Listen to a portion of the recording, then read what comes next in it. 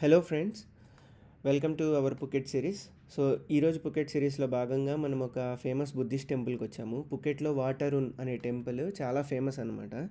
దీనికి రావడానికి చాలా సాహసాలు కూడా చేయాల్సి వచ్చింది. మధ్యలో డ్రైవింగ్ లైసెన్స్ లేదని పోలీసు బండి కూడా ఆపాడు. సో చాలా సస్పెన్సుల తర్వాత మేము కూడా ఇక్కడికి చేరుకోవడం జరిగింది. సో ఇది చూశారు కదా, బ్యాంకాక్లో నేను ఆల్రెడీ మీకు ఏన్షియంట్ సిటీ బ్యాంకాక్ అనే ఒక వీడియో ఆల్రెడీ చేశాను. సో దానిలో కూడా సిమిలర్ ఆర్కిటెక్చర్ ఉంటుంది. So most of the Buddhist temples, మీరు అయోధ్య వెళ్ళండి, షియాంగ్మే వెళ్ళండి, షియాంగ్రా వెళ్ళండి, పెద్ద పెద్ద ఫేమస్ బుద్ధిస్ట్ టెంపుల్స్ అన్నీ సేమ్ షేప్లో ఉంటాయన్నమాట, సేమ్ ఆర్కిటెక్చర్లో. సో వీళ్ళు డిఫరెంట్ బుద్ధిస్ట్ మాంగ్స్ అనమాట. సో ఎన్లైటన్ అయిన వాళ్ళు. అయితే నేను మోస్ట్లీ ఇక్కడ ఆర్కిటెక్చర్ కానీ వేరే ఏమీ డిస్కస్ చేయడానికి ఈ వీడియో చేయలేదు. నేను కొన్ని బుద్ధిజంలో ఉన్న ప్రాక్టీసెస్ గురించి, కొన్ని బిలీఫ్ సిస్టమ్స్ గురించి, and how history impacted over us అనే దాని గురించి డిస్కస్ చేయడానికి ఈ వీడియో చేశానమాట. సో ఇప్పుడు మనం టెంపుల్లోకి వెళ్తున్నాము. సో ఇక్కడ యాక్చువల్లీ వాటరూన్లో 4-5 మందిరాలు ఉన్నాయన్నమాట. సో ఇది వన్ ఆఫ్ ది మందిరము. సో ఇక్కడ నేను మీకు ఒక నమ్మకం గురించి చూపించడానికి తీసుకొచ్చాను. సో యాక్చువల్లీ ఏంటంటే, వీళ్ళు ఇక్కడ ఒక చిన్న లైక్ మగ్ లాంటి దాంట్లో స్టిక్స్ ఉంటాయన్నమాట. ఆ స్టిక్స్ని వీళ్ళు షేక్ చేసినప్పుడు ఒక స్టిక్ కింద పడుతుంది. ఆ స్టిక్ మీద ఒక నెంబర్ ఉంటుంది. ఆ నెంబర్ని వాళ్ళు దానికి లైక్ లెట్స్ సే 10 అనే నెంబర్ వచ్చింది అనుకోండి. 10కి ఒక స్లిప్ ఉంటుందన్నమాట. ఆ స్లిప్లో వీళ్ళ భవిష్యత్తు, వీళ్ళు తీసుకోవాల్సిన జాగ్రత్తలు, వీళ్ళకి ఏమైనా మంచి జరగబోతుంటే మంచి, అలా ఉంటుందన్నమాట. ఇప్పుడు ఈ అమ్మాయి చూశారు కదా, ఈ అమ్మాయి షేక్ చేస్తుంటే ఒక స్టిక్ బయటకు వచ్చింది కదా, ఆ స్టిక్ కింద పడింది. సో ఇప్పుడు ఆ స్టిక్ నెంబర్ ఏంటి, ఆ నెంబర్తో మ్యాచ్ అయ్యే కాంటెంట్ వెతుక్కొని దాని గురించి తెలుసుకుంటారనమాట. స్లిప్స్ ఉంటాయి ఇక్కడ ఈ గుళ్ళో.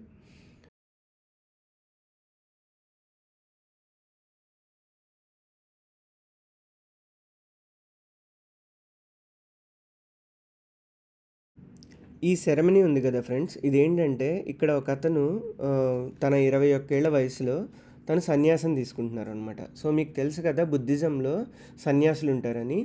సో ప్రతి బుద్ధిస్ట్ తన లైఫ్లో 21 ఇయర్స్ వచ్చినప్పుడు, లేదా ఒక సర్టెన్ రూల్స్ అండ్ రెగ్యులేషన్స్ ప్రకారం ఎయిదర్ 3 డేస్ కానీ, 7 డేస్ కానీ, 11 డేస్ కానీ, 21 డేస్ కానీ, వాళ్ళ ఓపిక ప్రకారం సన్యాసిగా మారి ఆ సన్యాసి యొక్క ధర్మాలు పాటిస్తారనమాట. సో ఇది జనరల్గా ప్రతి బుద్ధిస్ట్ వాళ్ళ లైఫ్లో చేయాల్సిన ఒక రూల్. అంటే మనము అయ్యప్ప మాల కానీ అలా వేసుకొని నిష్టగా ఉంటాం కదా, అలాగే వీళ్ళు కూడా ఈ బుద్ధుడి సన్యాసం తీసుకుని వాళ్ళు కొన్ని రూల్స్ అండ్ రెగ్యులేషన్స్ని పాటించాలన్నమాట, చాలా స్ట్రిక్ట్గా. సో ఇప్పుడు అతను బుద్ధిస్ట్ మాంక్ ఉన్నారు కదా, ఇతనికి చెప్తున్నారనమాట.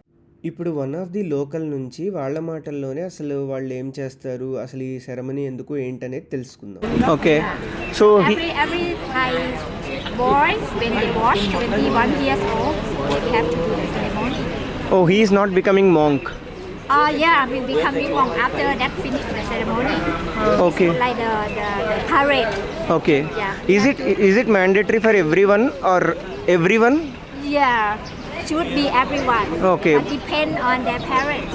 Okay. Some people will become monk, Yeah. some people will not. Just 7 days, 3 days, or 1 month, and they can go out from. That's why. Okay. This is only for 7 days or like I'm not sure for this family, 7 days or 1 month. Okay. Almost 3 days, 7 days, something like that. Okay, after 3 days what will happen? Like They have to go out and go back to work.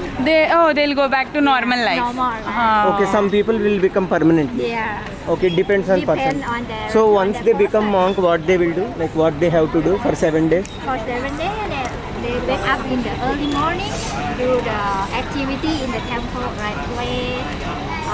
Go to take the food from the parents or around here. Okay, by begging.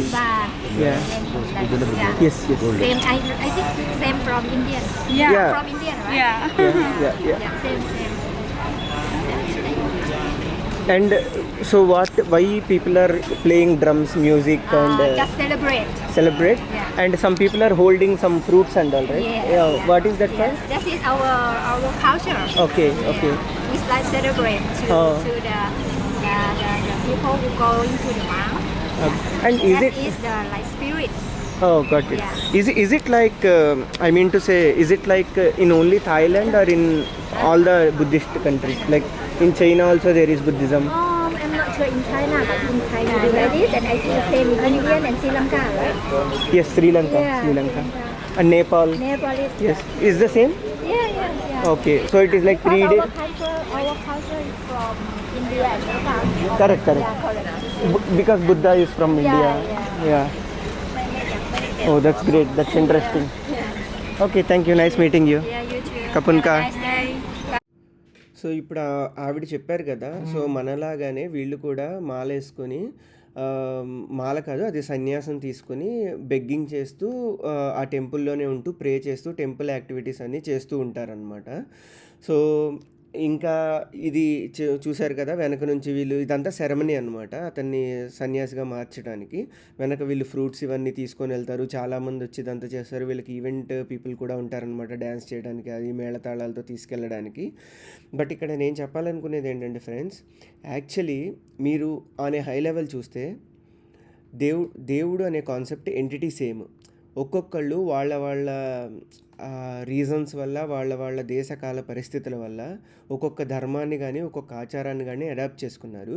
Over a period of time ఇది జనాల మీదకి రుద్దబడింది అనమాట. ఇప్పుడు మీరు చూస్తే బుద్ధిజంలో చాలా similarities ఉంటాయి. And on the dark side నేను చెప్పాలంటే బుద్ధిస్ట్ మెయిన్ ప్రిన్సిపల్స్ ఏంటి? విగ్రహారాధన కాదు, ధ్యానం చేస్తూ మెడిటేషన్ చేస్తూ కోరికలను వదిలేయాలని. కానీ నేను మీకు చూపించిన ఆచారాలు ఉన్నాయి కదా, వాళ్ళు ఏంటి స్టిక్స్ ఊపి దానిలో ఉన్న స్టిక్ ద్వారా వాళ్ళ ఫ్యూచర్ తెలుసుకుందాం అనుకుంటున్నారు. It's nothing but indication of wands, needs. So future గురించి వరీ అవుతున్నారు వాళ్ళు, అంటే వాళ్ళకి ఆశలు కోరికలు ఇంకా ఉన్నాయి. సో కోర్ ఫిలాసఫీ ఆఫ్ బుద్ధిజంకి అది ఎగనెస్ట్గా ఉందన్నమాట. సో నేను చెప్పాలనుకునేది ఏంటంటే ప్రతి రిలీజియన్లోనూ మూఢనమ్మకాలు ఉంటాయి, మూఢాచారాలు ఉంటాయి. యాజ్ ఎ హ్యూమన్గా మనం ఎవాల్వ్ అయ్యి మనము థింక్ చేయనంత వరకు people will play in the name of the God. నేను ఇది ఎందుకు చెప్తున్నానంటే అసలు బుద్ధిజము విగ్రహారాధన ఎంకరేజ్ చేయదు. కానీ ఇక్కడ పెద్ద బుద్ధుడి విగ్రహాలు ఉన్నాయి, వాటి ముందు సాంబ్రాణి పుల్లలు పెడుతున్నారు, కోకోకోలా బాటిల్స్ తెచ్చి పెడుతున్నారు, పువ్వులు పెడుతున్నారు. So it's almost like Hindu culture కదా. when you have something different ideology, why you have to adopt this? That's all my point is. So think thoroughly.